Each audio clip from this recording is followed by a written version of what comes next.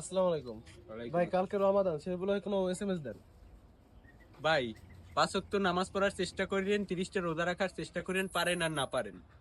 আর তারাবি পড়েন, পারলে সব পড়েন, আবার তারাবি একটু পড়ে আবার ওই নাহুল গ্যাসের দিক তাকাইয়েন না, বুঝলেন? আসসালামু আলাইকুম। ওয়ালাইকুম আসসালাম। ভাই কালকে রমাদান সে বলে কিছু এসএমএস দেন। ভাই এই এক বছরে 12 মাসের ভিতর তো 11 মাসই আমরা বান্দরামি ফাজলামি সবকিছুই করি। তো এই কালকে দিয়ে আমাদের রোজা শুরু হইতে যাইতেছে। তো আমরা 30টা রোজা রাখার জন্য সবাই একটা নিয়ত করি যে আমরা 30টা রোজা রাখবো, 5 ওয়াক্ত নামাজ পড়বো। তো আমরা যে 30টা রোজা রাখি, আমাদের যে ছোট ভাই ব্রাদার আছে বা কিছু আছে, তারাও কিন্তু মানে রোজা রাখার প্রতি একটা আগ্রহ সৃষ্টি হবে তাদের। তো আমরা ইনশাল্লাহ রোজা রাখবো। আর একটা ভালো কথা, ইফতারে কিন্তু খাওয়াইয়েন ভাই, ইফতার বাটি দিয়ে একটা দাওয়াত দিয়েন, নাইলে কিন্তু আর হইবে না। আসসালামু আলাইকুম। ওয়ালাইকুম আসসালাম। ভাই কালকে রমাদান সে বলে কিছু এসএমএস করেন। আগামী এই 1 মাস আমাদের জন্য আল্লাহ তাআলা রোজা ফরজ করেছে এবং এই রোজা রাখা সকল মুসলমান ইমানদার ব্যক্তিদের জন্য কর্তব্য।